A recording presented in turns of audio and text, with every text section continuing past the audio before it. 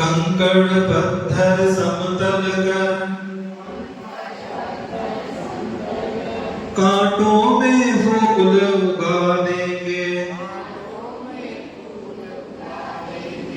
सतत परिश्रम से अपने हैं वैभव लाने वाले हम। शोषित पीड़ पर अपने अधिकार गंवाकर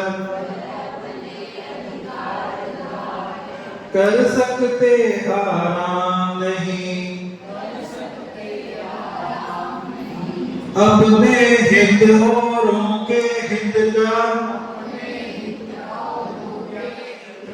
मेल मिलाने वाले भाग्य बनाने वाले हम। रोटी कपड़ा मकान शिक्षा आवश्यक।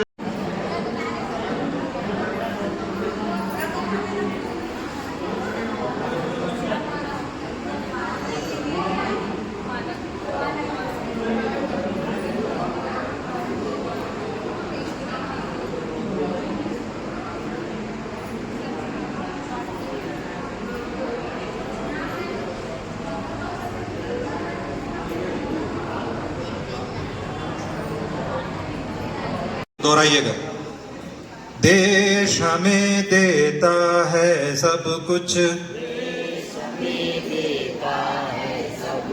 हम भी तो कुछ देना सीखें।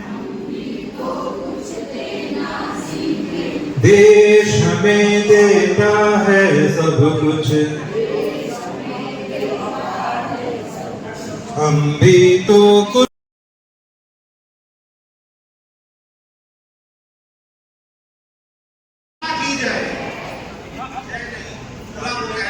भारत माता की जय। भारत माता की जय। वंदे वंदे जय जय।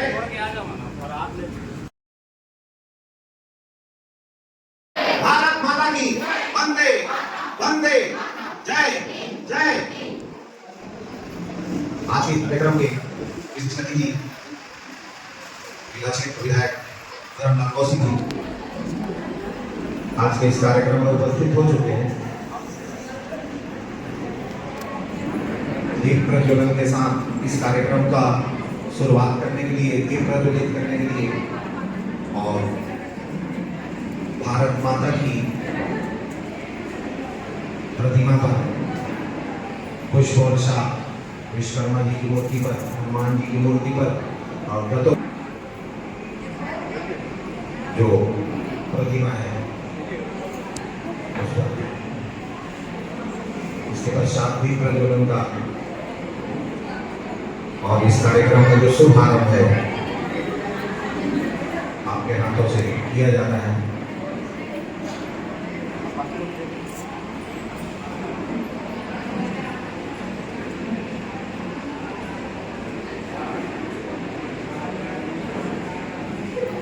भारत माता की, भारत माता की वंदे वंदे जय जय।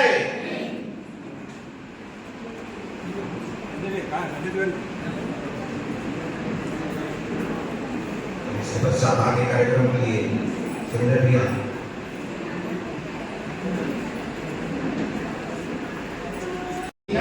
भारत माता की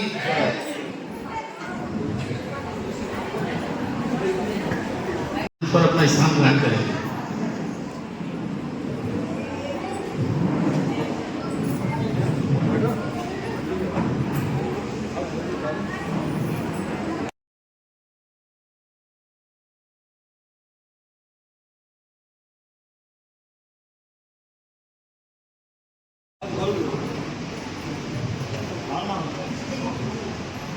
राष्ट्रीय स्वायत्त शासी के महामंत्री माननीय सुरेश तिवारी भैया से निवेदन है मंच पर अपना स्थान ग्रहण करेंगे। राष्ट्रीय राज्य कर्मचारी महासंघ के राष्ट्रीय महामंत्री श्री आर.के. श्रीवास्तव जी इस निवेदन में मंच पर अपना स्थान ग्रहण करेंगे। स्टेट फेडरेशन के राष्ट्रीय उपाध्यक्ष माननीय श्री सहगल जी से निवेदन है कि अपना स्थान ग्रहण करेंगे।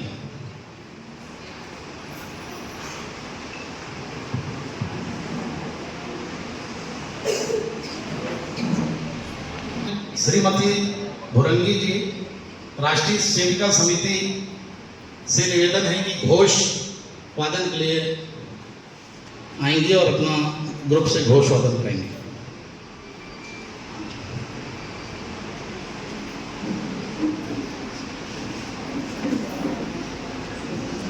पर एक गीत गाएंगे, उसके बाद उनको 2 मिनट की मान वंदना घोष पर देंगे। तो अभी उनकी जो तैयारी चल रही, पहले गीत गाएंगे, उसके बाद मान वंदना होगी।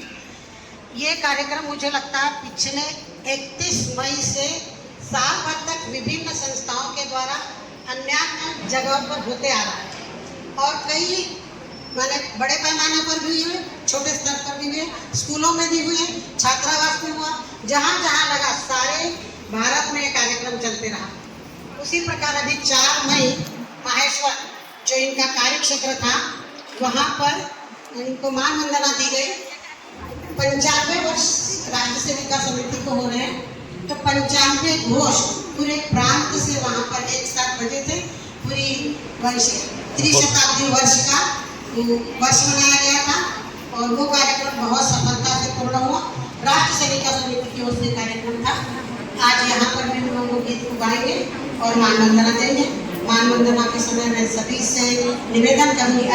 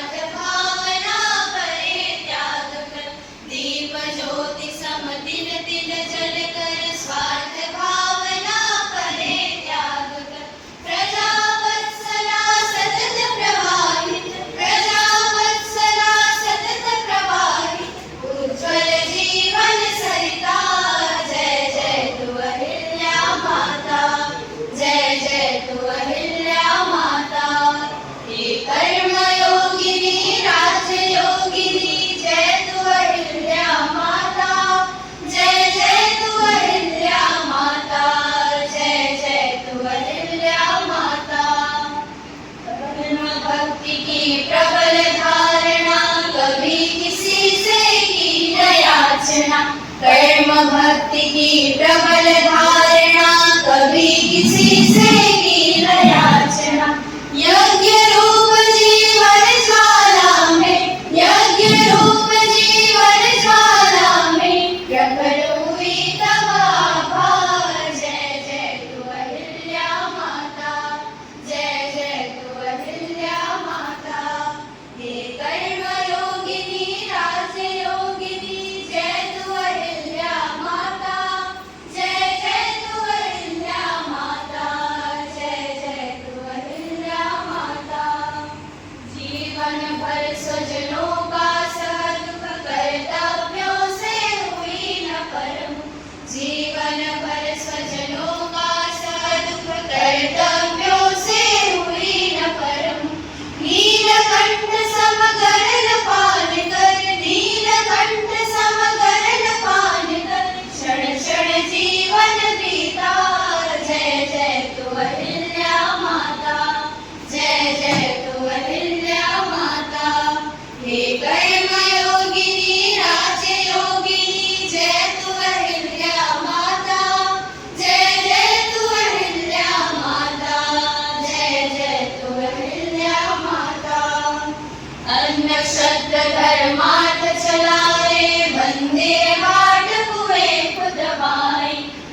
क्षत्र धर्मार्थ चलाए, मंदिर घाट कुएं खुदवाए। परार्थ सुख जीवन हो सार्थक, परार्थ सुख जीवन हो सार्थक।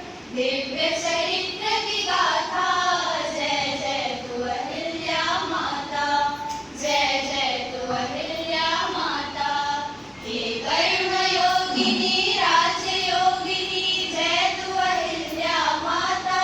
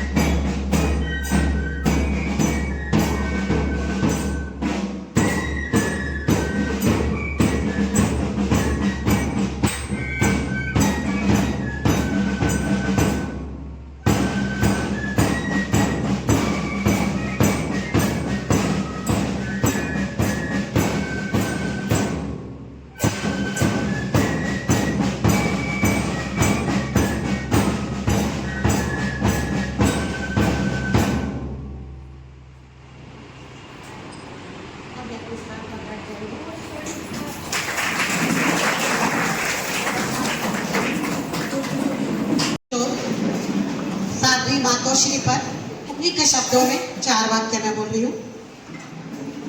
ईश्वर ने मुझ पर जो उत्तरदायित्व रखा है, ईश्वर ने मुझ पर जो उत्तरदायित्व रखा है उसे मुझे निभाना है। मेरा कार्य प्रजा को सुखी रखना है, मेरा कार्य प्रजा को सुखी रखना है। मैं अपने प्रत्येक कार्य के लिए जिम्मेवार हूँ। सामर्थ्य और सत्ता के बल पर, सामर्थ्य व सत्ता के बल पर मैं जहाँ जो कुछ भी कर रही हूँ उसका ईश्वर के यहाँ मुझे जवाब देना है।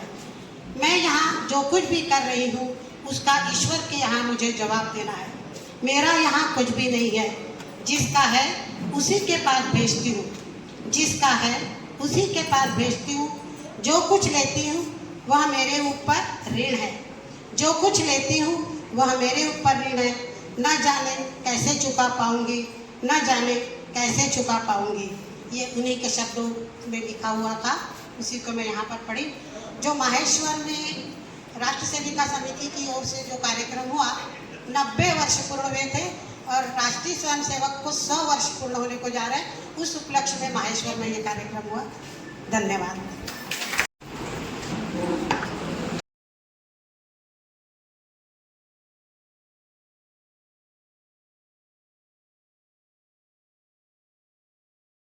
जैसा कि आप जान ही रहे हैं और अभी घोष के माध्यम से आपको पता भी चला कि ये कार्यक्रम आज महारानी अहिल्याबाई होलकर के 3 शताब्दी जन्म समारोह के उपलक्ष्य में हम लोगों ने आयोजित किया है। तो अब मंच पर उपस्थित अतिथियों के स्वागत का कार्यक्रम हम प्रारंभ करने जा रहे हैं। और सबसे पहले मंच पर उपस्थित माननीय श्री धर्मलाल कौशिक जी, जो कि हमारे बिल्हा विधानसभा के विधायक हैं, पूर्व विधानसभा अध्यक्ष रहे हैं, लगातार विधायक यहाँ से चुने जाते रहे हैं और पूरे बिल्हा की जनता के हित के लिए वो हमेशा कार्य करते रहे हैं। उनके स्वागत के लिए मैं भारतीय मजदूर संघ के जिला अध्यक्ष माननीय श्री जयप्रकाश शुक्ला जी को आमंत्रित करता हूँ कि वह जयप्रकाश दुबे जी को आमंत्रित करता हूँ कि उनका स्वागत करें।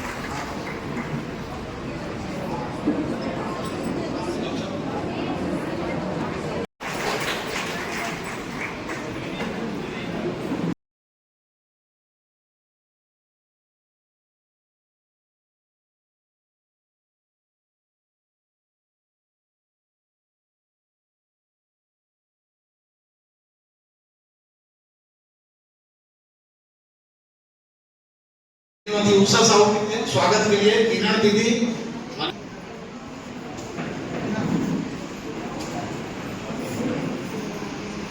जल्दी जल्दी करेंगे, कार्यक्रम वैसे लेट हो चुका है, भैया को भी जाना है।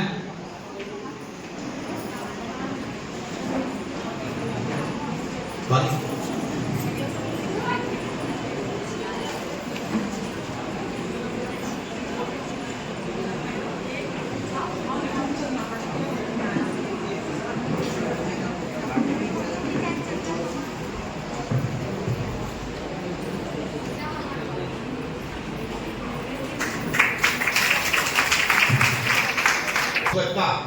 श्रीमती रश्मि द्विवेदी जी के स्वागत के लिए, जो कि महिला समूह में प्रांत संयोजिका अहिल्याबाई होलकर आयोजन समिति की हैं, उनके स्वागत के लिए मैं मंच पर रामेश्वरी सागर अंजलि यादव को आमंत्रित कर रहा हूँ। कृपया शीघ्रता से आए।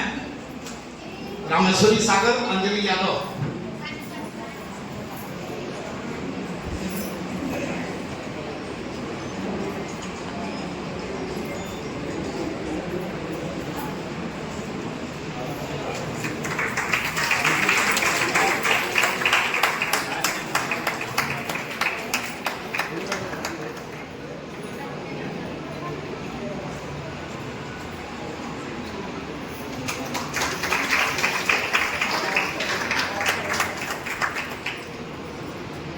तैयार हुए मनीष छत्री जी,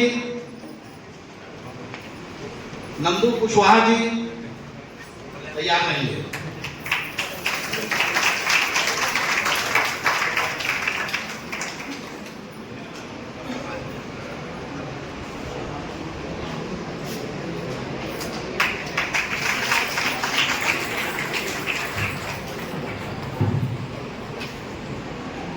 श्री संघोनी ब्राह्मण जी के स्वागत के लिए मैं मनीष छत्री और नंद कुमार कुशवाहा जी को आमंत्रित करता हूँ।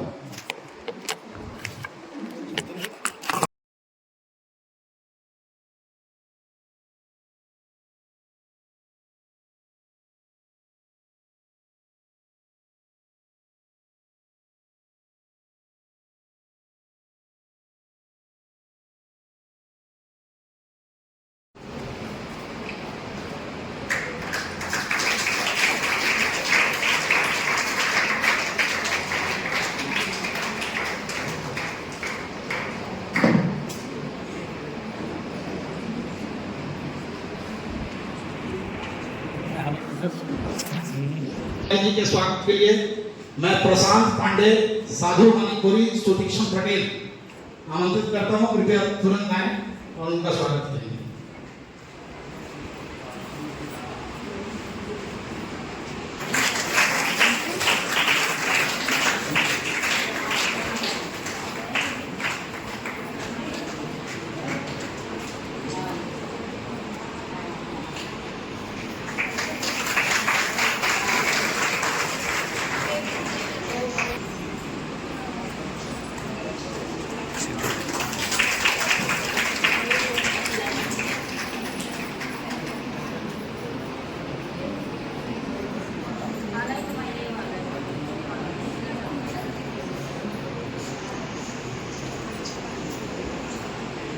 निर्वाचित हमारे श्री R.K. श्रीवास्तव जी के स्वागत के लिए दुकालू साहू और अशोक शुक्ला को आमंत्रित करता हूं। कृपया जल्दी आएंगे।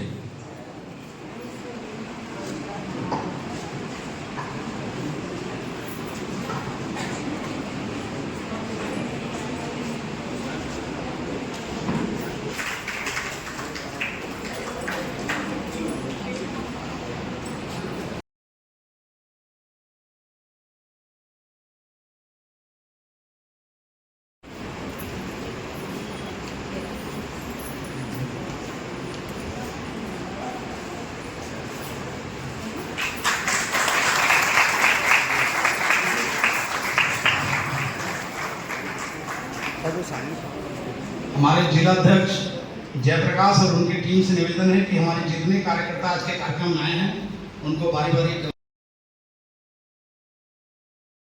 किरण दिल्ली, रामेश्वरी सागर, अंजलि पटेल, अंजलि यादव, आप सभी लोग सभी दीदियों का स्वागत करते जाएंगे गमछा भेंट करके उनका एक एक करके, और कार्यक्रम इधर चालू रहेगा। कार्यक्रम में उपस्थित माननीय श्री धवल कौशिक जी, पूर्व विधानसभा अध्यक्ष, बिहार के विधायक माननीय श्री द्विवेदी जी, हमारे प्रदेश के वरिष्ठ उपाध्यक्ष श्री शंकर भारती मधुर सर, शंकरधन सिंह बनाफर जी, सुरेश तिवारी, अखिल भारतीय महामंत्री संजय तिवारी, जिला मंत्री उषा साहू तथा उपस्थित यहाँ पर भारतीय मजदूर संघ के विभिन्न संगठनों से आए हुए लोग आज बड़ा पर्व खाती हैं। आज से 300 साल पहले एक ऐसी महिला का जन्म महाराष्ट्र में हुआ जो राजर्षि से लेकर के और राजश्री से लेकर राजर्षि तक की जनता के द्वारा जिसको उपाधि मिली, महाराष्ट्र में पैदा हुई। मालेगांव होलकर इंदौर के राजा थे, उनसे विवाह हुआ, जिसने अपने जीवन में केवल चुनौतियां पाई। विवाह के कुछ दिन पश्चात पति का देहांत हो गया, एक लड़का पैदा हुआ।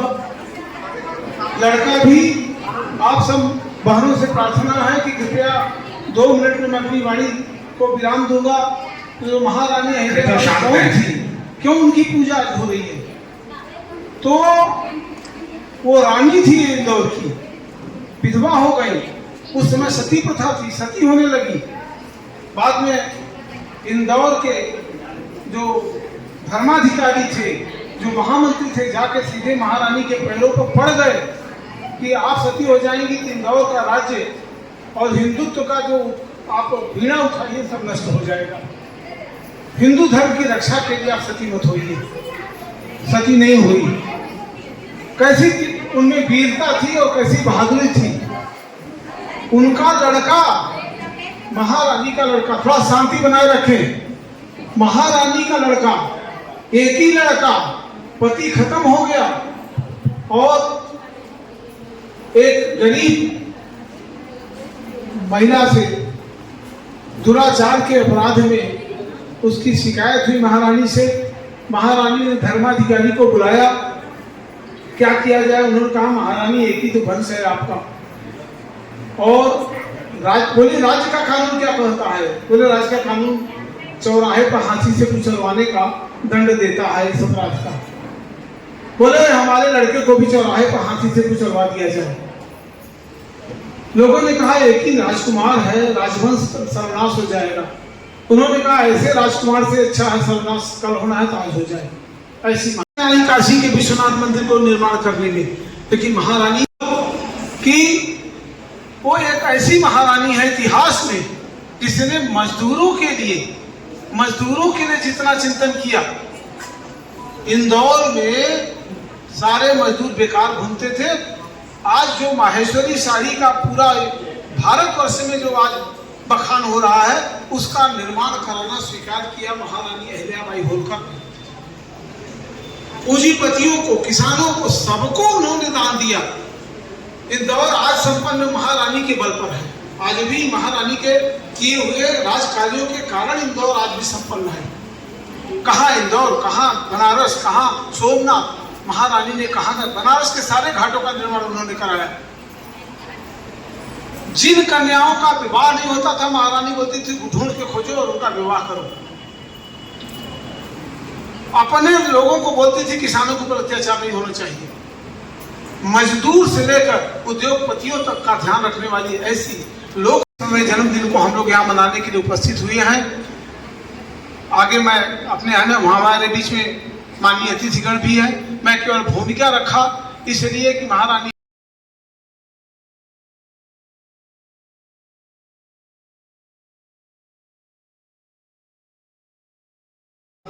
श्रीमती रश्मि द्विवेदी जी को आमंत्रित करता हूं कि वो अपना आशीर्वचन दें।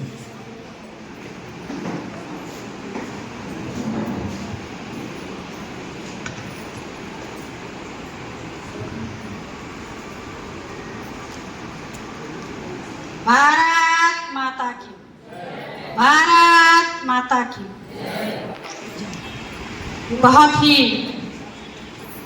सम्मान के साथ मैं माँ भारती के श्री चरणों में अपना नमन अर्पित करते हुए आज जिनके लिए एकत्रित हुए हैं पुण्य श्लोक अहिल्याबाई होलकर माता जी के श्री चरणों में अपना प्रणाम अर्पित करते हुए बहुत ही सम्मानीय मंच और बहुत ही सुंदर प्यारी प्यारी दीदियों से सजा हुआ सभा, आप सभी को मेरा सादर प्रणाम है।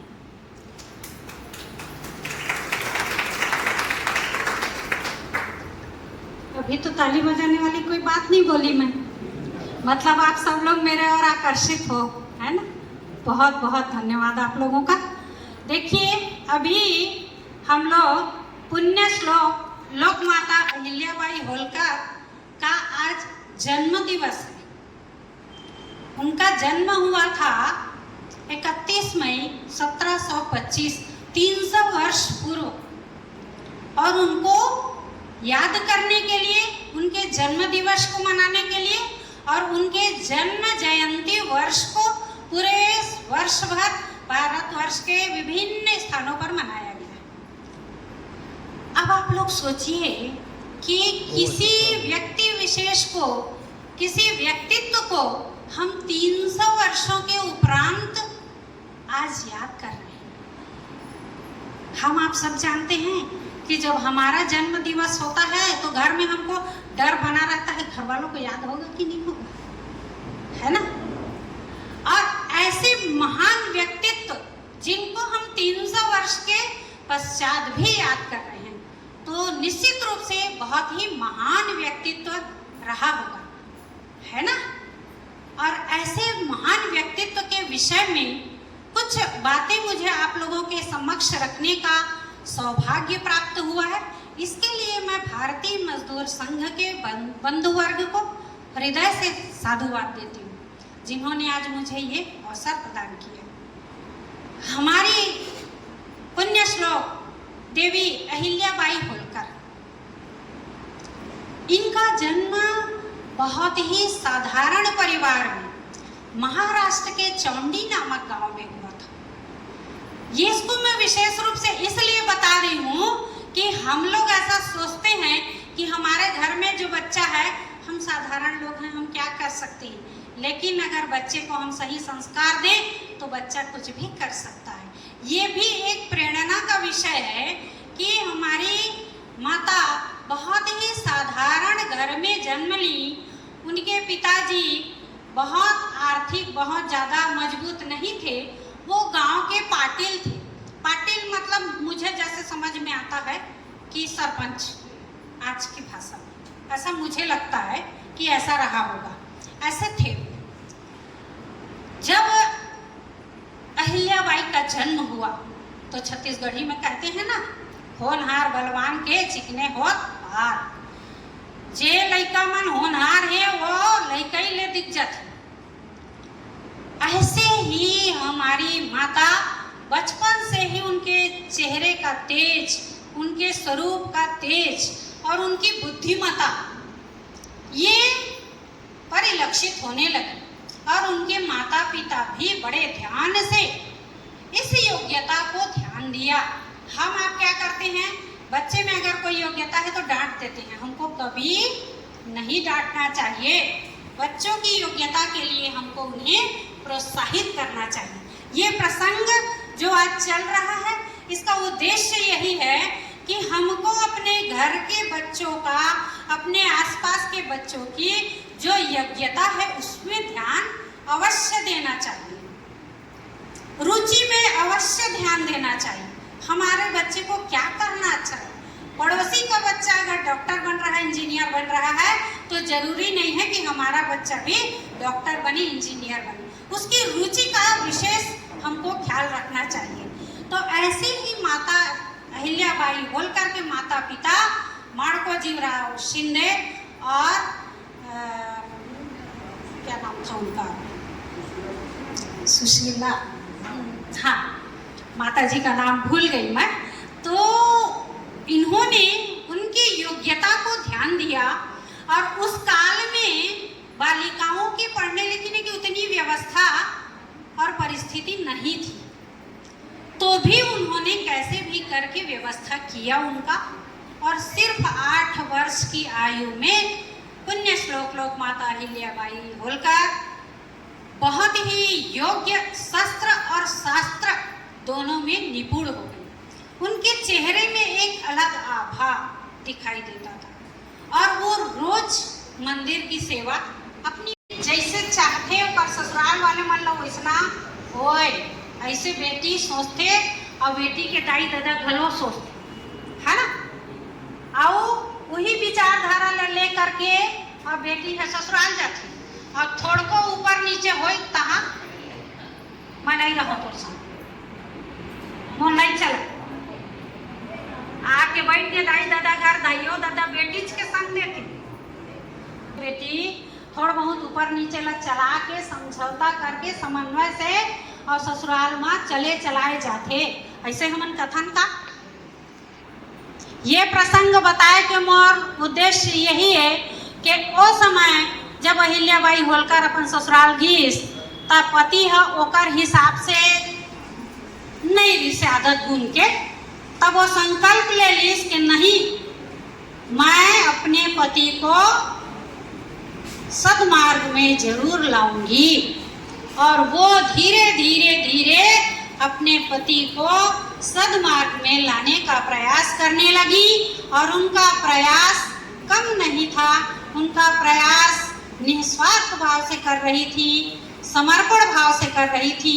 तो एक दिन सफल हुआ और उनके करी हूँ मैं, कोई बताएंगे? मैंने 2 बातों का आग्रह आप लोगों से किया, मतलब आप लोग सिर्फ कहानी सुन रहे हो, सीखे नहीं, है ना? 2 बातों का आग्रह किया। एक तो अपने बच्चे की रुचि आप लोगों को देखना है, बच्चा क्या चाहता है, बच्चे में किस चीज में आगे बढ़ने की रुचि है, इसको हम माँ बाप को अवश्य रूप से देखना चाहिए, है ना? और इस बात को अपने पास पड़ोस सब में बताना है। और दूसरे बात का आग्रह मैंने क्या क्या कहा? दूसरे बात का आग्रह हमको ये करना है कि समाज में जब हम बिटिया का विवाह या तो लगाते हैं या कहीं संपन्न होता है, तो इस बात की चर्चा हम जरूर अपने परिवार, रिश्तेदार, समाज, पास पड़ोस में करें कि विवाह अभी एक मैं शॉर्ट्स देख रही थी जिसमें पंडित जी महाराज जी से, अनिरुद्धाचार्य महाराज से एक बालिका प्रश्न करती हैं कि मैं विवाह करना नहीं चाह रही हूँ, आप बताइए करूँ कि नहीं करूँ? तो बोले क्यों नहीं करना चाहती? तो बोले वहाँ जाके मुझे काम करना होगा। तो बोले तो क्या हुआ काम करना होगा? बोले नहीं, मैं तो वहाँ रानी बनने जा रही हूँ, वहाँ मैं सिर्फ राज करूँ।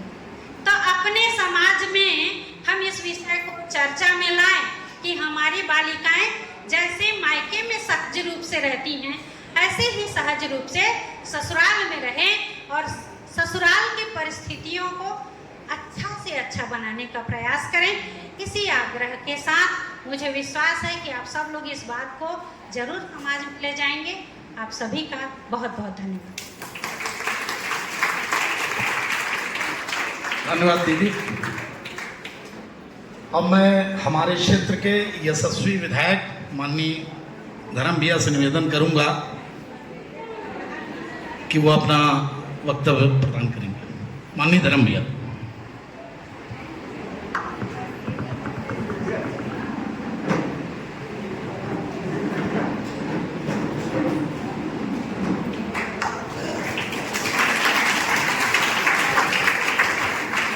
बोलिए भारत माता के, छत्तीसगढ़ बहतारी के, लोक माता महारानी अहिल्याबाई होलकर अमर रहे।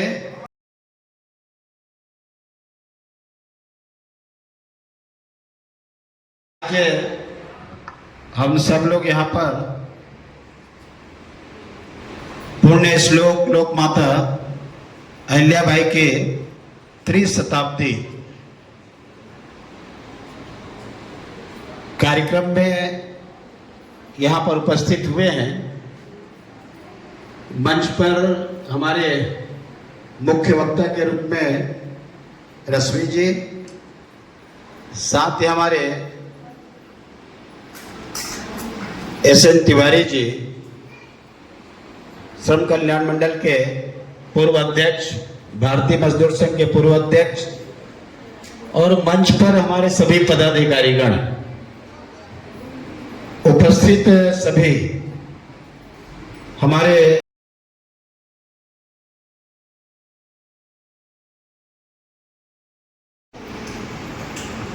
भारतीय मजदूर संघ को सबसे पहले मैं धन्यवाद देता हूं कि आज पूरे देश भर में लोक माता का जन्म जयंती का कार्यक्रम मना रहे हैं और उसी तारतम्य में आज भारतीय मजदूर संघ के द्वारा एक कार्यक्रम रखा गया है। आज देश के यशस्वी प्रधानमंत्री नरेंद्र मोदी जी हमारे मध्य प्रदेश में पधारे हुए हैं। महिला सशक्तिकरण को लेकर के लोक माता के ऊपर एक विराट कार्यक्रम को आज वो संबोधित किए हैं। डाक टिकट जारी किया गया है, कुछ और वहां पर लोकार्पण शिलान्यास का कार्यक्रम संपन्न किए हैं। और हम लोग भी विभिन्न मंचों के द्वारा कहीं पर विश्वविद्यालय में, शासकीय कार्यालय में, पार्टी कार्यालय में, नगर निगम में, नगर पंचायत में, नगर पालिका में और विभिन्न हमारे जो वर्गों के बीच में इस कार्यक्रम का आज पूरे देश भर में आयोजन किया गया है। इस कार्यक्रम के संदर्भ में अभी हमारे मुख्य वक्ता के द्वारा उनके बाल्यकाल और उनके जीवन का व्यक्तित्व और कृतित्व, हम लोग ये विचार करते हैं कि 30 शताब्दी मतलब 300 साल पहले अहिल्याबाई का जन्म हुआ, उसको आज मनाने की आवश्यकता क्यों? बहुत सारे लोगों का जन्म हुआ है, बहुत सारे लोग को मनाते भी हैं, लेकिन उसका आज हमारे बीच में प्रासंगिकता क्या है कि जिसके लिए पूरे देश भर में प्रधानमंत्री जी से लेकर के हम सब लोग उस कार्यक्रम में शामिल हो रहे हैं। और इसका अभिप्राय यही है कि जिस प्रकार से उनका जीवन का विभिन्न हम सोपानों को देखेंगे, तो सोपानों को हम देखेंगे तो याद करेंगे कि उस समय उन्होंने जो कार्य किया और आज उसका प्रासंगिक हमारे बीच में क्या है, आज उस कार्य को हम लोग आगे कहां तक कैसे बढ़ा रहे हैं, इस बात को स्मरण करने के लिए, नमन करने के लिए, याद करने के लिए हम सब लोग एकत्र हुए हैं। उनके बाल्यकाल के बारे में आपके बीच में बातें आई कि एक धनकर समाज में मनकोजी जी के यहां उनका जन्म हुआ और जन्म होने के बाद में उनको बताया गया कि किस प्रकार से उनके शिक्षा और दीक्षा सब हुई है। शिक्षा दीक्षा होने के बाद में उनकी शादी एक राज परिवार में हुआ। शादी के पहले वो किसान की पुत्री थे, लेकिन शादी के बाद में सीधा महल में चली गई और महल की रानी हो गई। जीवन में कितना उतार चढ़ाव, ये उतार चढ़ाव कहां से आया? यदि मल्हार राव जी होलकर यदि यात्रा में नहीं रहते और यदि वहां देवालय में उनका ठहराव नहीं होता तो शायद ये संभव नहीं था। लेकिन जिस प्रकार से यात्रा में निकले हुए थे, जिस देवालय में उन्होंने रुका, वहां पर अहिल्याबाई का आना, आरती भजन करना, पूजा पाठ करना, निडर होकर के स्वाभिमान के साथ में, इतने भीड़ भाड़ रहते हुए भी किसी प्रकार के मन में विचलन नहीं, और ये सारी बातों का आकलन मल्हार राव जी के द्वारा किया गया।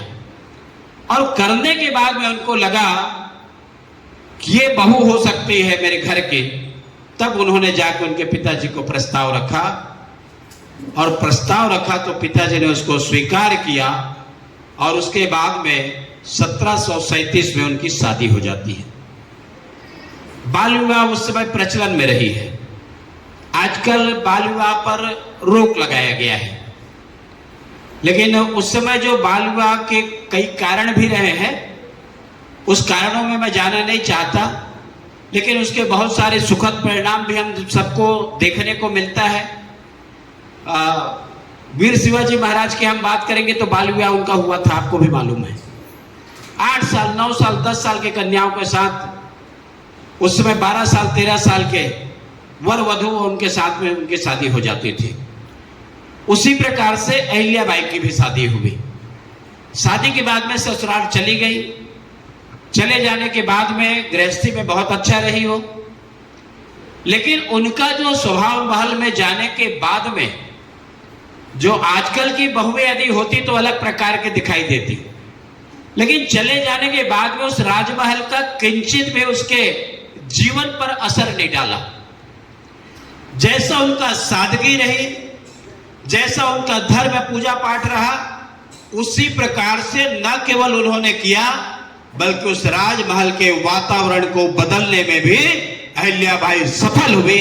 और बचपन में, इतनी बचपना में जाकर के उस राजमहल के वातावरण को उन्होंने बदलने का काम किया।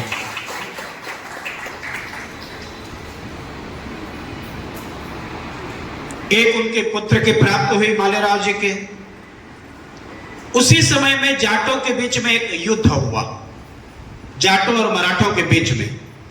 और उस युद्ध में खांडेराव जी जो उनके पति थे, तो खांडो जी उस युद्ध में गए थे और कुंभेर में उनके शहादत हुई। और शहादत होने के बाद में जो सती वाली बात आई, उस समय एक प्रचलन में था। दूसरा, उस समय मान्यता थी कि यदि जो पत्नी है, साधर्मणी है, यदि पति के साथ में वो चिता में भस्म हो जाएंगे तो उसके पीछे एक धार्मिक कारण भी था। तो इस प्रकार से सती होने का जब आया तब मल्हार राव जी ने उनको रोकने का काम किया। और मल्हार राव जी ने इसलिए रोका कि उनको यह मालूम था कि उनके बचपन में उनको देख चुका था कि उनमें कितनी बुद्धि है, आगे इस राजपाट को कैसे कौन संभाल सकते हैं, ये पूर्ण आश्वस्त थे। और इसलिए उन्होंने सती होने से उनको रोका। केवल रोका ही नहीं बल्कि उन्होंने जो सैन्य की शिक्षा, दीक्षा, उस समय आप लोग को याद होगा जो राजा महाराजा रहते थे उनको दो प्रकार की शिक्षा उनके पुत्रों को दी जाती थी। एक शास्त्र की शिक्षा दी जाती थी, मतलब पढ़ाई की शिक्षा दी जाती थी। दूसरा शस्त्र की शिक्षा दी जाती थी कि वो विभिन्न जो हमारे बंदूक, तोप, गोले से लेकर के जो चलाने की जो प्रक्रिया है, सिस्टम है, उसको जान सके, घुड़सवारी करना जान सके। और जो अनेक धनुष से लेकर के उसको विद्या जो दी जाती थी कि ताकि आने वाले समय में वो अपनी रक्षा कर सके और संभाल सके। तो इस प्रकार से मल्हार राव जी ने उनको जो शिक्षा दीक्षा दिया और शिक्षा देने के बाद में उनको उन्होंने बचा लिया कि बोले सती नहीं होना है, बल्कि उनके जो पुत्र है मालेराव, उस मालेराव के आप रक्षा करना, उनके प्रतिनिधि बनना, संरक्षिका बनना और संरक्षिका के रूप में इस कार्य को आपको आगे बढ़ाना है। और उसके बाद में हम सबको मालूम है कि मल्हार राव जी बहुत दिन तक नहीं चले। वो भी उनका एक मार्मिक पत्र का उल्लेख है, इसमें बहुत सारे पत्रों का उल्लेख हुआ है। एक मार्मिक पत्र का मैं आपके बीच में बताना चाहता हूं। 1965 में उन्होंने एक पत्र लिखा। उस समय फोन का जमाना नहीं था कि हम मोबाइल से यहां से बात कर लें। पत्र के माध्यम से सूचित किया जाता था, सूचना दी जाती थी। तो उन्होंने एक पत्र लिखा और पत्र में यह लिखा जिससे आप समझ सकते हो कि मैंने इसके पहले भी आपको एक पत्र लिखा कि आपको ग्वालियर जल्दी पहुंचना है, बीच में आपको नहीं रुकना है। और ग्वालियर पहुंच करके वहां जो तोप के गोले का वहां पर निर्माण कराना है, बंदूक के गोली वहां पर बनवाना है, और उसमें जो लोग काम करेंगे उनका पारिश्रमिक की व्यवस्था करना है। जो खर्चा इसमें लगेगा उसकी व्यवस्था करना है। और उसके लिए जो तीर की बात है, तीर को जो डुबोना है, उसके लिए पात्र खरीदना है, कैसे उसमें डुबोना है, इन सारी चीजों को उन्होंने उस पत्र में वर्णन दिया और उन्होंने कहा कि किसी से मैंने 2 लाख रुपए लिया है। आप ग्वालियर पहुंचने के बाद में, इंदौर पहुंचने के बाद में वो 2 लाख रुपए की आप अदायगी कर देना। मतलब इस प्रकार से मल्हार राव जी ने अपने बहू को पत्र लिखा और पत्र के माध्यम से उनको जो जवाबदारी दी गई, उस जवाबदारी के साथ में समय समय पर उनसे वार्ता चर्चा प्रशासन को लेकर के, वहां के सैन्य शिक्षा को लेकर के, वहां के राजमहल और जो साम्राज्य की व्यवस्था को लेकर के जिस प्रकार से जो चर्चा होती थी, ये आप समझ लो कि शायद कोई अपने पुत्री से भी इतना चर्चा नहीं किया होगा, पत्र नहीं लिखा होगा, जितने बहू को उन्होंने दक्षता दिलाने का काम मल्हार राव के द्वारा किया गया और ये एक योग्य सम्राज्ञी के रूप में उनको तैयार करने का काम मल्हार राव के द्वारा किया गया। इसके बाद में मल्हार राव जी के 1966 में मृत्यु हो जाती है। मृत्यु होने के बाद में उनके जो अपने जो पुत्र मालेराव है, मालेराव को उन्होंने गद्दी पर बैठाया और 1966 से लेकर के 1967 तक वो चले। 67 में उनकी मृत्यु हो जाती है और मृत्यु हो जाने के बाद में आप लोग बात नहीं करेंगे। ए भाई,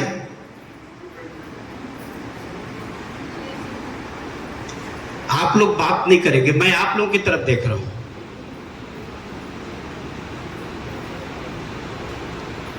क्या है, आज यदि 300 साल के बाद में यदि उनकी चर्चा कर रहे हैं तो कुछ तो गुण होगा उसमें, और वो कैसी महिला है उसी संदर्भ में मैं बात कर रहा हूं। तो कुछ तो गुण होगा, उस गुण को हम कितना अपने जीवन में उतार सकते हैं। तो मालेराव जी को उन्होंने गद्दी पे बैठाया और मालेराव जी का 67 में निधन हो जाता है। जब 67 में निधन हुआ, उस समय कुछ लोगों को यह लगा, उस समय की जो व्यवस्था थी कि एक अबला महिला है और एक अबला महिला है, इसके साम्राज्य को कैसे हड़पा जा सकता है, इसके साथ देने वाले कौन हैं। इस प्रकार से आपस में कुछ लोगों ने कुछ को भड़काने का काम किया और कुछ लोग उसके ऊपर आक्रमण करने की तैयारी के काम किए। और इसी समय में जब आक्रमण करने का काम किया गया, तब राघोबा, तो राघोबा ने उसके ऊपर आक्रमण करने के लिए अपनी तैयारी शुरू की और इंदौर के लिए उन्होंने प्रस्थान किया। जब उन्होंने प्रस्थान किया तो इस बात को आपको ध्यान से इसलिए सुनना है कि जब पता लगा, और पता लगने के बाद में अहिल्याबाई ने उनको एक मार्मिक पत्र लिखा और पत्र उन्होंने लिखा राघोबा को कि राघोबा जी, आप आक्रमण करने के लिए मालवा के लिए आप निकल चुके हैं, मेरे पास महिला दस्ता तैयार है, मैं एक अबला हूं, लेकिन मैं आपको रोकूंगी नहीं, मैं अपना द्वार आपके लिए खोल दूंगा और आप आक्रमण करने के लिए आप आ जाइए, मैं आपके साथ आक्रमण करूंगा, मेरे महिला जो दस्ता है वो आपके साथ में आक्रमण करेगी। लेकिन आक्रमण करने के पहले एक बात को विचार करना, यदि आप जीत गए तो जीतने के बाद में आपको कितनी प्रशंसा मिलेगी। आप जीत गए तो यही लिखा जाएगा कि एक अबला महिला को आपने हरा करके, पराजित करके आप विजय प्राप्त किए हैं। इसका क्या संदेश जाएगा। लेकिन मेरा जो दस्ता है इतना कमजोर मत समझना। मैं जब आपको चुनौती दे रहा हूं तो मैं यदि चुनौती दे रहा हूं तो इसका मतलब है कि मेरा दस्ता तैयार है आपसे लड़ने के लिए। और यदि आप विजय के बजाय यदि आप पराजित हो गए हमसे, तो दुनिया में आपकी क्या चर्चा होगी। तो आक्रमण करने के पहले जरा सा इस बात पे आप गौर करें और उसके बाद आप आक्रमण करें। मैं उसके लिए तैयार बैठी हुई हूं। जब राघोबाचार्य जी को मिला पत्र तो उन्होंने इस बात पर विचार किया और विचार करने के बाद में वो वापस नहीं हुए, आए और आकर के उन्होंने एक पत्र लिखा वहां से कि मैं आपसे युद्ध करने के लिए नहीं आ रहा हूं, बल्कि आपके लड़का मालेराव खत्म हो गया है तो मैं शोक संतप्त परिवार को सांत्वना देने के लिए मैं आ रहा हूं।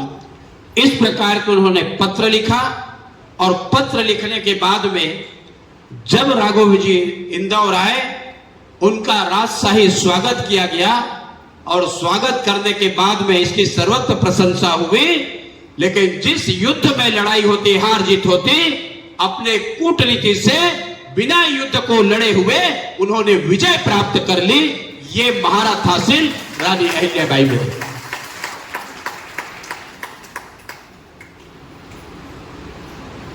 इस बात को लेकर के जो वहां के चंद्रावत लोग थे, चंद्रावत लोग बार बार आक्रमण करते थे। तब अपने सेनापति को अहिल्याबाई ने कहा कि एक बार हो गया, 2 बार हो गया, 3 बार हो गया, बोले अब तैयारी करो, इसके साथ में युद्ध करना है। और चंद्रावत लोग जब युद्ध करने के लिए आए तो अहिल्याबाई महिला थे, नारी थे, लेकिन उनकी शक्ति का उसमें प्रदर्शन हुआ। जो चंद्रावत के जो सेनापति थे सौभाग्य सिंह को पकड़वा करके तोप के नाल में बंधवा दिए और तोप के नाल में बंधवाने के बाद में तोप से उनको उड़ा दिए और सौभाग्य सिंह का कई टुकड़े वहां पर हो गया।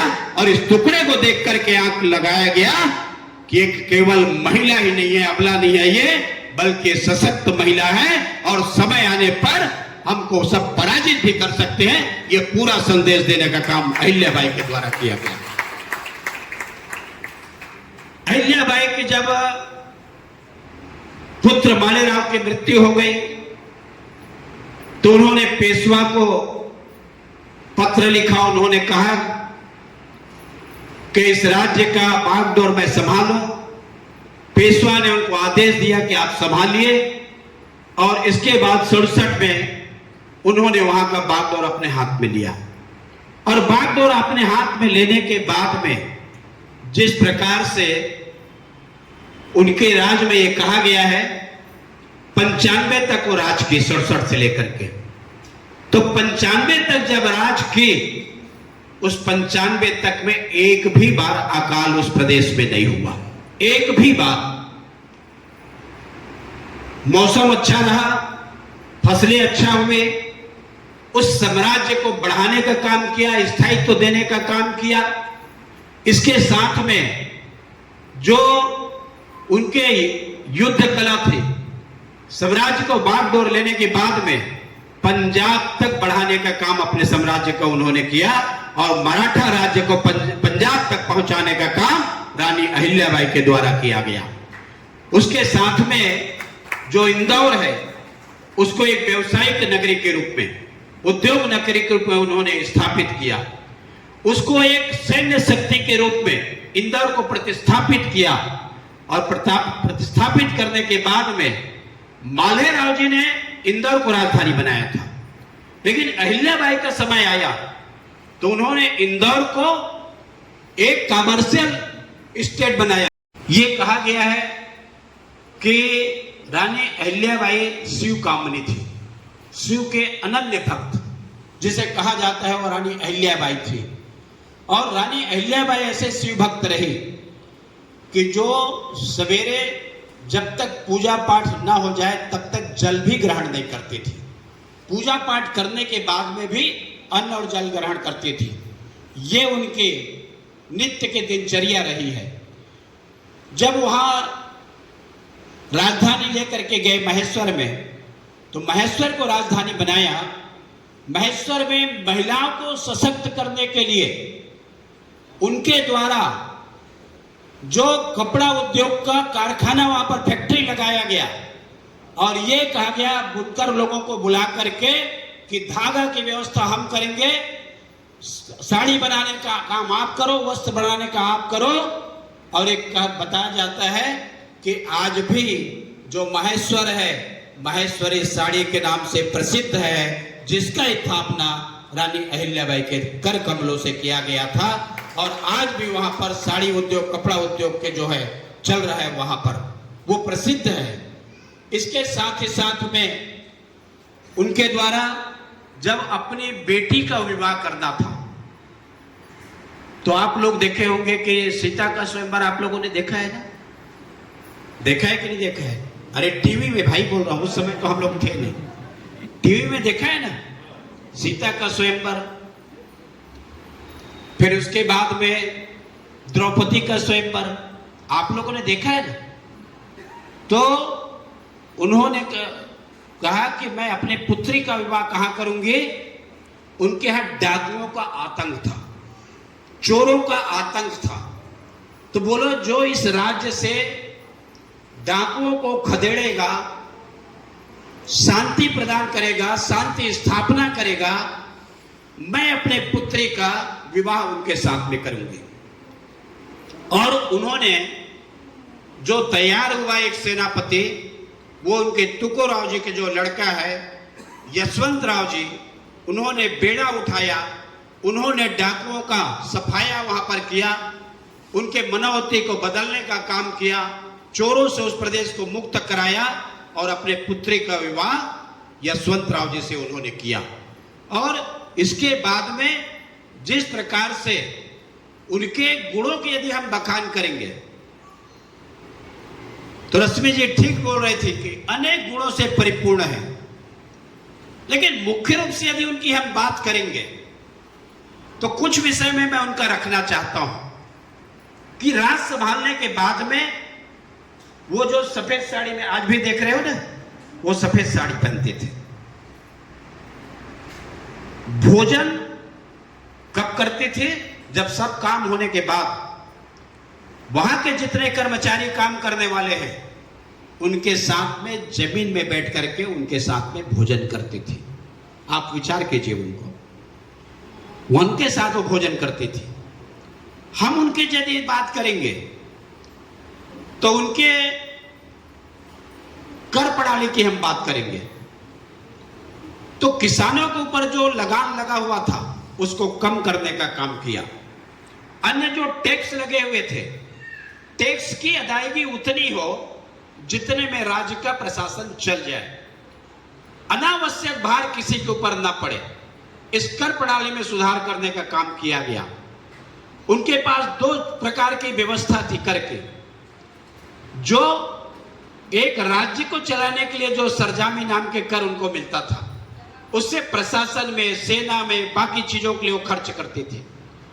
एक उनके ससुर के द्वारा उस समय जब मृत्यु हुआ तो 16 करोड़ रुपए उनको मिला था। तो 16 करोड़ रुपए जब मिला तो उन्होंने एक धर्म का काम किया। कौन सा धर्म का काम किया? कि जो 12 ज्योतिर्लिंग हैं, जो उस समय मुसलमान शासकों के द्वारा तोड़ा गया था मंदिरों को, ऐसे मंदिरों का पुनर्निर्माण करने का काम अहिल्याबाई के द्वारा किया गया, जिसमें सोमनाथ का मंदिर का नाम है, आपका काशी विश्वनाथ का मंदिर का है। जब मोदी जी अभी जब लोकार्पण करने गए थे उसके परिसर का, तो वहां पर रानी अहिल्याबाई का स्टेचू वहां पर लगाया, मूर्ति लगाया गया है। उनको उन्होंने प्रणाम किया, मूर्ति का अनावरण किया। ऐसे देश भर के 3000 से ऊपर मंदिर, उसमें हमारे अमरकंटक का नाम आता है, बद्रीनाथ का नाम आता है, उज्जैन का नाम आता है, आपका अयोध्या का नाम आता है, उसमें आपके पूरे देश भर के केदारनाथ का नाम आता है, आपका रामेश्वर का नाम आता है। रामेश्वर से लेकर के केदारनाथ तक ये उनके प्रदेश में नहीं था। ये जो मैं मंदिर बता रहा हूं उनके साम्राज्य में नहीं था। लेकिन उनका विचार कैसे था तो उनका विचार राष्ट्रीयता के विचार, सारा हिंदुस्तान हमारे में समाहित है और जो भी टूटा हुआ है तो मेरे राज्य से पैसा जाएगा और उससे उनका निर्माण होगा। इस प्रकार की उनकी ख्याति रही है।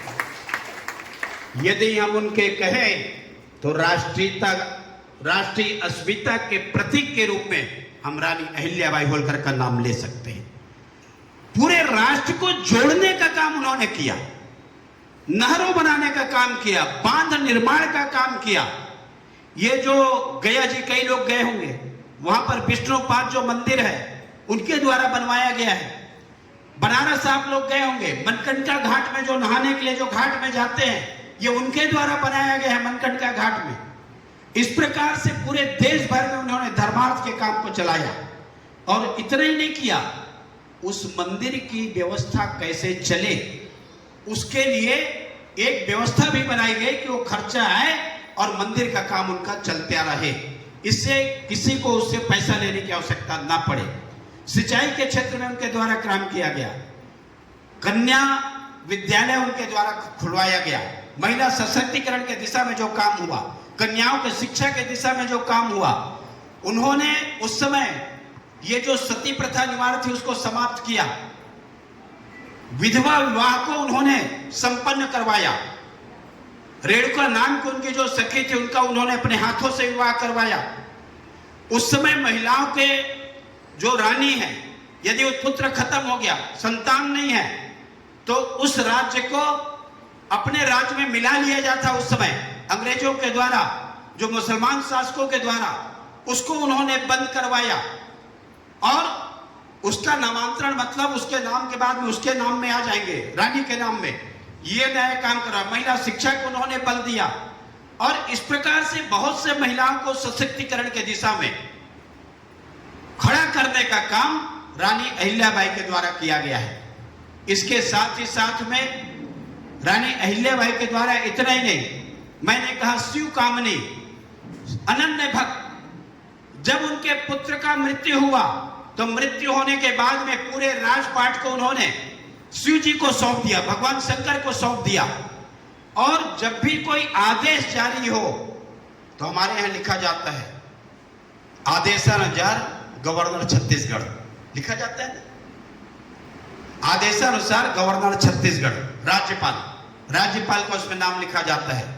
वो राज आज्ञा में जो भी पत्र जारी होता तो उसमें भगवान शंकर का नाम लिखा जाता था कि शंकर ही उसमें असली स्वामी है और शंकर भगवान का ही। उसमें सारे लोगों की व्यवस्था होनी चाहिए, शासन में स्थायित्व तो कैसे लाया जा सकता है, राजकाट कैसे चलेगा, उसके नियम बनाए गए, नियम बना करके उसको चलाने का काम किया गया। इस प्रकार से रानी अहिल्याबाई होलकर के द्वारा जो 95 तक जो काम काज संभाले रहे एक महारानी के रूप में, और उनके द्वारा जो काम किया गया है, आज बताने की आवश्यकता इसलिए है, हमारे जो महिला शक्ति है, हमारे जो युवा वर्ग है, उनके जीवन के जो वृत्तांत है, उनका व्यक्तित्व, उनका कृतित्व है, उनके सामने में जाना चाहिए। गडकरी जी आज बना रहे हैं ना पुल, हाईवे दिख रहा है, पूरा सड़क हाईवे, नेशनल हाईवे बन रहा है। उस समय इस राजपथ को बनाने का काम रानी अहिल्याबाई के द्वारा किया गया था।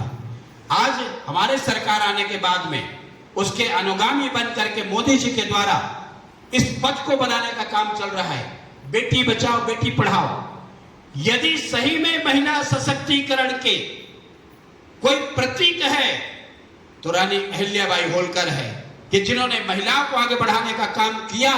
और इसलिए मोदी जी ने बेटी बचाओ बेटी पढ़ाओ का काम उन्होंने बढ़ाने का काम किया है। तो प्रेरणा मिली है रानी अहिल्याबाई से, जिन कार्यों को आगे बढ़ाने का काम किया है। राम मंदिर निर्माण का काम हमारी सरकार के द्वारा की गई है, बहुत सारे काम धर्म के क्षेत्र में हमारे सरकार के द्वारा की जा रही है। ये काम पुराने समय में रानी अहिल्याबाई के द्वारा की गई है। जो रानी अहिल्याबाई के द्वारा अपने जीवन काल में जो कार्य की गई है, उसी कार्य को आगे बढ़ाने का काम भारतीय जनता पार्टी के सरकार और देश के यशस्वी प्रधानमंत्री नरेंद्र मोदी के द्वारा जो किया जा रहा है। ये जो हम चावल देने की योजना बनाए हैं, उस समय जिनके पास चावल नहीं था, उनको लिए अन्न का भंडार अहिल्याबाई के द्वारा सुरक्षित रखा जाता था कि कोई भी उनके राज में भूखे ना मरे, और उनके राज में कोई भी व्यक्ति भूखा नहीं मरा है। यदि इसकी शुरुआत हुई है तो रानी अहिल्याबाई के द्वारा उसकी शुरुआत की गई है। और इसलिए हम जो सरकार चला रहे हैं तो केवल हमको पढ़ने की आवश्यकता नहीं है। रानी अहिल्याबाई एक ऐसी महिला हुई है जिसके बारे में सबको पढ़ने की आवश्यकता है, उनके बारे में सबको जानने की आवश्यकता है। यदि आप उनको स्मरण करेंगे तो आप बहुत लंबे समय तक वो जो बनाई हुई इनकी व्यवस्था है, उस व्यवस्था के अनुसार से अपनी सरकार आप चला सकते हैं। प्रजा हितैषी कैसी होनी चाहिए, न्यायप्रिय कहा गया उनको। कैसा रहा न्यायप्रिय उनका? एक उदाहरण आपको देता हूं कि एक बार एक घटना हुई। घटना क्या हुई? मालेराव जी जिस रथ में जा रहे थे, तो रथ में जा रहे थे तो गाय बैठी हुई थी, बछड़ा वहीं पर खेल रहा था। बछड़ा खेलते खेलते रथ में आकर के टकरा गए और बछड़े की वहीं पर मृत्यु हो गई। कुछ देर के बाद में रानी जब रथ से गई तो उन्होंने देखा कि गाय वहां पर बैठी हुई है और बछड़ा वहां पर मृत पड़ा हुआ है। रानी ने रथ अपना रोका और रथ रोकने के बाद में वहां प्रजा लोगों से पूछताछ किया कि इस बछड़े की हत्या किसने की। कोई लोग बताने को तैयार नहीं थे, लेकिन कहीं न कहीं से आवाज आ जाती है। ये आवाज आई कि आपके पुत्र मालेराव के रथ से हत्या हुई है। तब जब उन्होंने पहुंचा घर और महल पहुंचने के बाद में उन्होंने बुलाया उनके अपने बहू को, और बहू को बुला करके उन्होंने कहा कि यदि माता के सामने एक पुत्र की हत्या हो जाए तो उसे क्या सजा देना चाहिए। तो बहू ने जवाब दिया कि यदि माता के सामने किसी की पुत्र की हत्या हो जाए तो उसकी भी हत्या कर देना चाहिए। तब उन्होंने कहा कि मालेराम को उनके हाथ पैर बांध दो और बांध करके रथ में उनको घसीट करके उनको मारना है, रथ को चलाना है उनके ऊपर। और जब रथ चलाने के लिए अपने दरबारियों को कहा, अपने सेना को कहा, तो किसी ने तैयार नहीं हुआ। उन्होंने अपने पुत्र के लिए आदेश दिया यदि वो बछड़ा का हत्या उन्होंने किया है उसके एवज में उनकी हत्या कर दी जाए। लेकिन राज में कोई तैयार नहीं हुआ उनकी हत्या करे, तो रथ में स्वयं बैठ गई और बैठ करके जब रथ को हाँकने के लिए चली, तब वो जो गाय जिसकी बछड़े की हत्या हो जाती है, रथ के सामने वो गाय आ जाती थी। वो गाय को हकाल करके लोग ले जाते थे, रथ आगे नहीं बढ़ते थे, वो फिर आ जाते थे। तब वहां पर एक कहा गया कि महारानी, जिस गाय की बछड़े की हत्या हुई है उस बछड़े की जो मां है वो नहीं चाहती किसी के पुत्र की हत्या हो, और यदि गाय की ऐसी मंशा है उस दिशा में मालेराव की हत्या नहीं होनी चाहिए। तब उनको सब समझाया गया, तब उन्होंने स्वीकार किया। तो इतना न्याय कोई प्रिय राजा, कोई रानी हो सकती है कि बछड़े की हत्या के बदले में अपने पुत्र की हत्या का आदेश दे दे? ऐसे न्याय प्रिय रानी का उदाहरण हम रानी अहिल्याबाई होलकर का दे सकते हैं, जो इस प्रकार की न्याय व्यवस्था उनके कार्यकाल में रही है, उनके शासन में रही है। निश्चित रूप से जितना भी उनके संदर्भ में बोला जाए वो कम है। आज उसको मैंने कहा केवल स्मरण करने का नहीं, उनको जानने की आवश्यकता है, जानने के बाद में मानने की आवश्यकता है।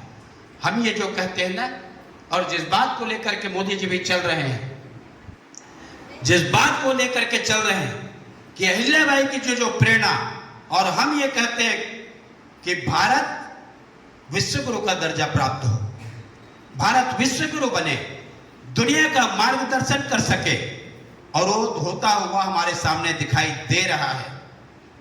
रानी अहिल्याबाई की जो प्रेरणा है, इस प्रेरणा से चलकर ही हम भारत को विश्व गुरु बना सकते हैं, और भारत को विश्व गुरु का दर्जा मिल सकता है। परम वैभव के शिखर पर यदि भारत को पहुंचाना है तो रानी अहिल्याबाई के जीवन की जो प्रेरणा है हमारे लिए, वो आज हमारे सबके सामने में है।